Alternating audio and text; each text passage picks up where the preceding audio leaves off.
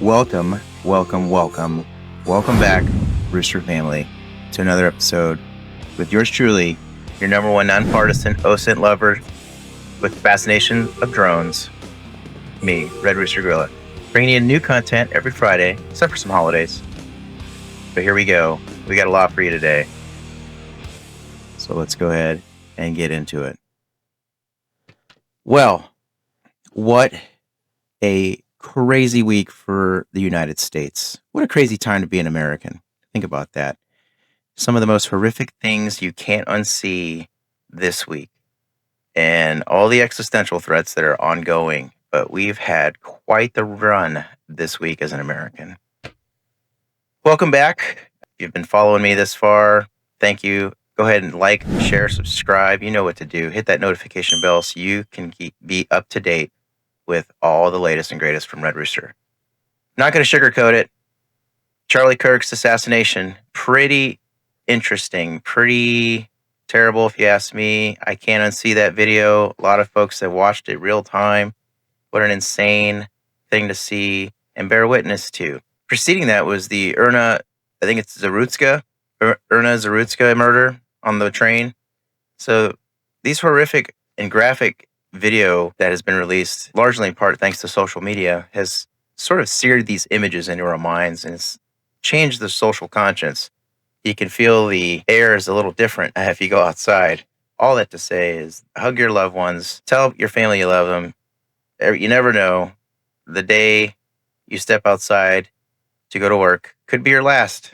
In this case, for Mr. Kirk, that was an unfortunate circumstance, September 10th.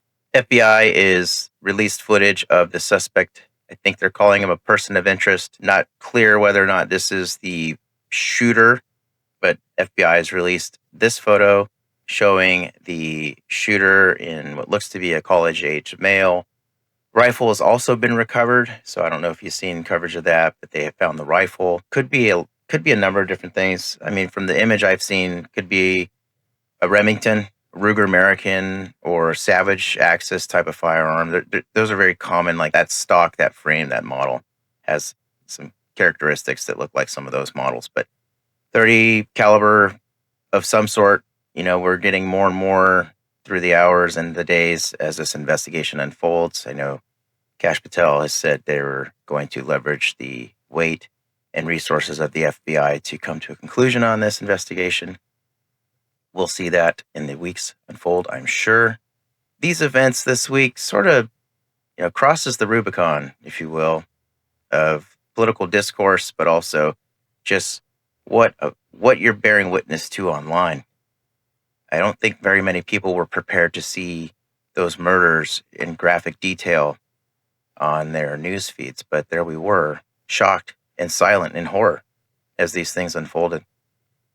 There's a lot of coverage going on. Every YouTuber with a channel, every newscaster with a channel, every pundit that's out there has a take on this and these events this week. So I won't belabor too much on these events. It's unfortunate nonetheless. I think it's fair to offer a moment of silence for not only Mr. Kirk and Ms. Zarutska, but maybe a moment of silence for this republic as well. I think this is a time of reflection and a time to really take in what is going on in the country. And I think we need to take a few moments to just pause and reflect on the times we're in. So if you join me in a moment of silence.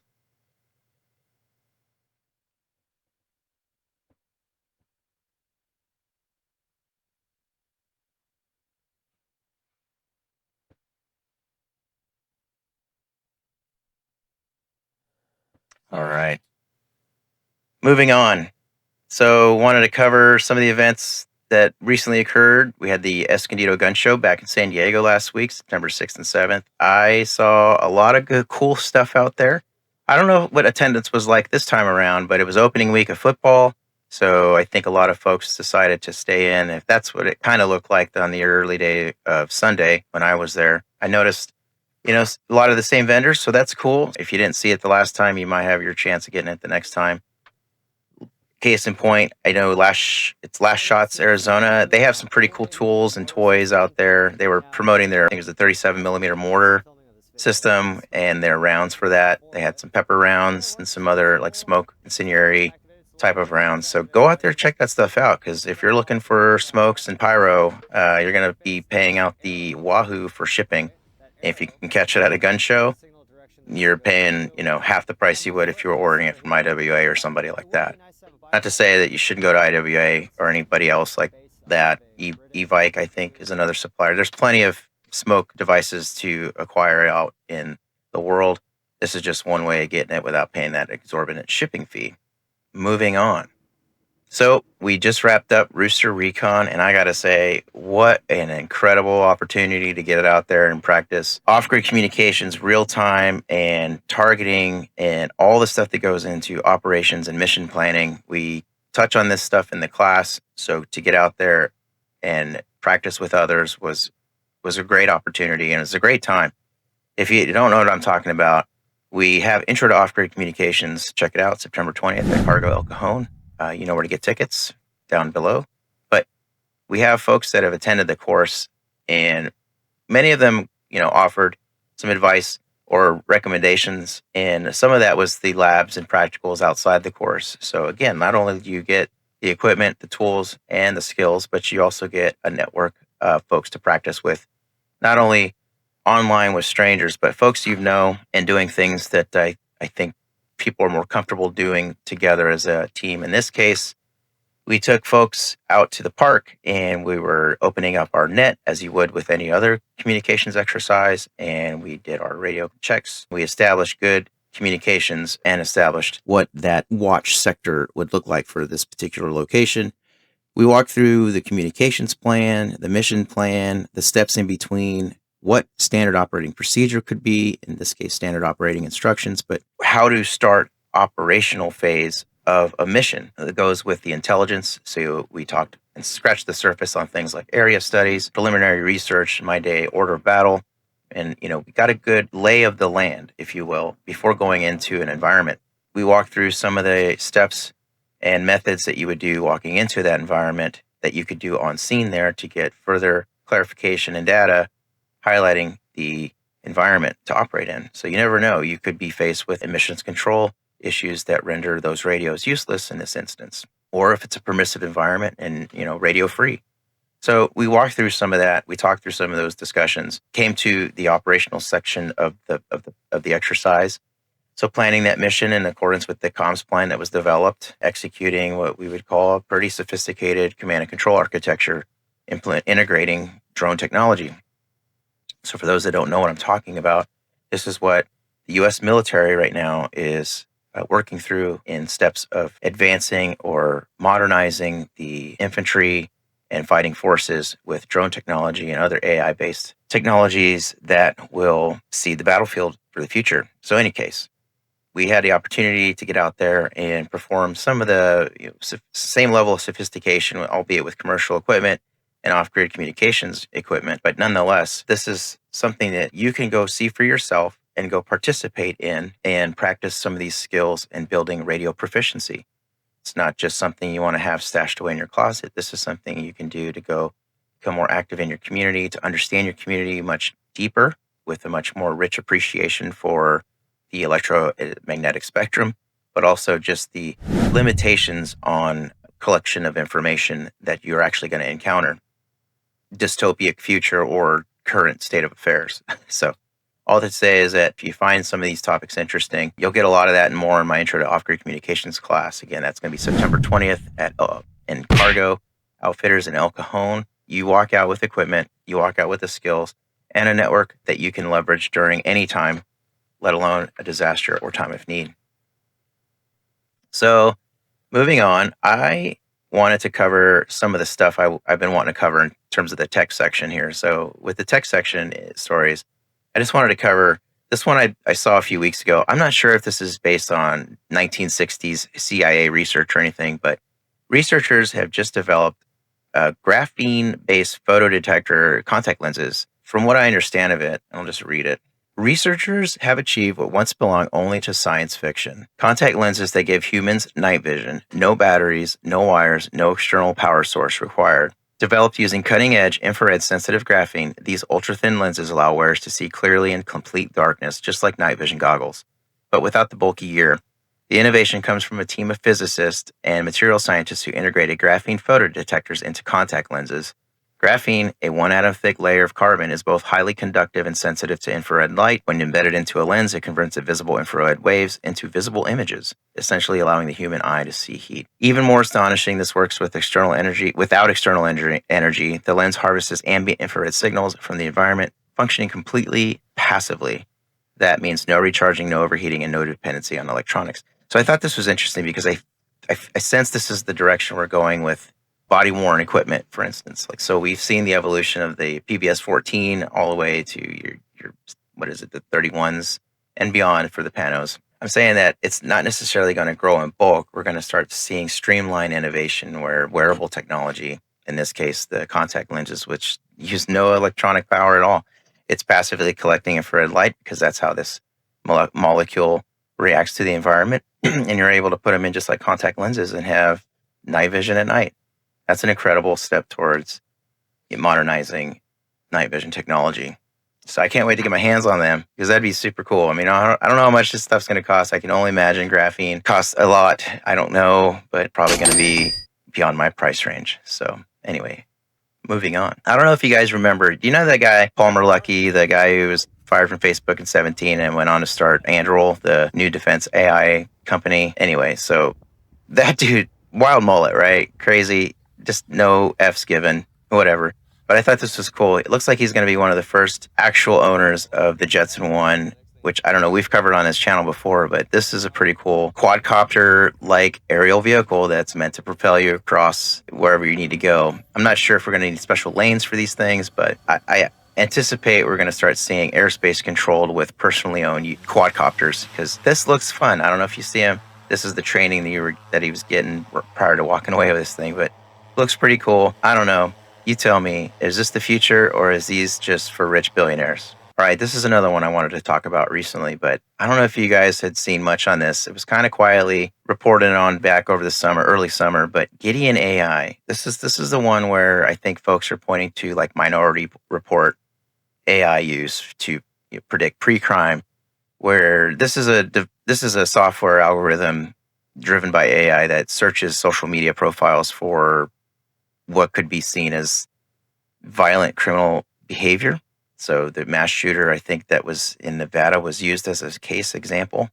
I'm not sure, but correct me if I'm wrong in the comments. But this is going to be where law enforcement is able to scour these social media feeds to see if a potential crime may take place, subsequently changing the legal environment on what is permissive in court, what permits probable cause versus culpability, all these things that are going to be noodling their way through new legal precedent with AI-driven technologies such as Gideon AI. Gideon AI was developed by this Israeli Special Forces operator guy. Apparently, it's been used, but I think to those early posts with the Thomas Crooks shooting where they were able to find all these locations, social media posts, and maybe tracing the rifle and things like that. We were seeing earlier iterations of this technology being used at federal agencies. But now I see contracting opening up for local law enforcement, anybody with a special access and privilege to be able to scour social media to find potential pre-crime. So we are already in the future, guys. And it is here. All right, moving on.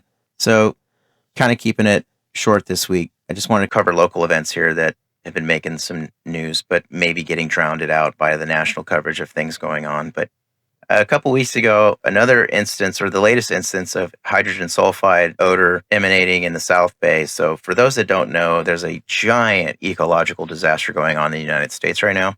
And it's where Mexico is dumping its human sewage into the river valley. And what happens there is it washes out into the ocean, normally a natural occurrence if you weren't a population of millions, but this washes out into the ocean and it basically just feeds the fish, if you know what I mean. But it also creates a hazardous environment, a toxic danger to residents. In this case, H2S, which for those that don't know, H2S is a very serious gas. It is known to have killed many in the Navy. Do not want to be caught off guard with H2S gas. It's deadly. And in this case, not really sure what the long-term exposure effects are to H2S gas, especially at these ppms, parts per millions. in the air, these odors, this air quality. But the San Diego Air and Pollution Department is monitoring the South Bay closely now for permissible exposure limits for H2S gas. This has been ongoing for quite a few years now, and this is just the latest instance of that. So I saw a story or came up on the story. We all knew it was happening, but this is the first I've heard of it actually being named in a location. So San Diego is one of those cities touting itself as an innovator with the 15-minute city concept. I just thought this was, campaign stuff, normal political rhetoric online, but we actually got a location identified, and it's the Point Loma Sports Arena District. Apparently, there's going to be a huge renovation of that area and to turn it into what we're better known as the 15-minute cities. But in this case, San Diego's chosen to call it Neighborhood Next. All the parking will be gone. They're going to be putting up small units for affordable living. Hard to say what that's going to look like because affordable living today does not look like affordable living, in my opinion, in San Diego. But it looks like we're going to be getting our 15-minute city already, and the Sports Arena District has been identified as that location. And on top of that, I don't know if you guys seen like the push to drive parking away from downtown. And in most of these areas like the parks, Balboa Park, and the beaches, they've raised parking significantly across the county. And something smells like it's being done on purpose, to drive behavior in towards these new ideas and concepts like 15-minute cities and biking everywhere. I'm not a hater on cyclists. I'm a cyclist myself. I just want it to be known that not everyone's going to be able to get out there on a bike to get to where they need to go. In this case, parking that is already not there is going to be hugely affected. For those who want to follow more about San Diego's parking problems, check out Matt Baker's channel here. I'll link it. And he's got a lot to say about Todd Gloria's initiatives on San Diego. All right, guys, that's going to do it here for me. I hope you have a great rest of your week. Again, grab your favorite libation. This is a heavy week, so go ahead, tip some back. You might need it. Join me next Friday. We're going to be covering some new things. And always, don't forget to like, share, subscribe. Also, I want to close out here. You guys remember the bear guy a couple weeks ago that shot the bear with an AR-15, and it was like kind of went viral for a little bit? He had this whole thing where he answered questions about the rifle, what is going through his mind, and then all that stuff. Anyway, I'll let him close out here with this message, which I think is a good one. I think something we need to really reflect on as we go forward in this country. One quick word for my Christian brothers in the room, and that is, you should have agency. What do I mean by that? It means that you should be able to protect those in your care. You should be able to assert dominion, and you should be able to assert your will in certain circumstances. The world is going to freak out when you do that. They're used to Christians being doormats. And so get used to pushback. But you should have agency. Basically, that means you can just do stuff. Christ died for you. You can just go do stuff now. All glory be to Christ the King.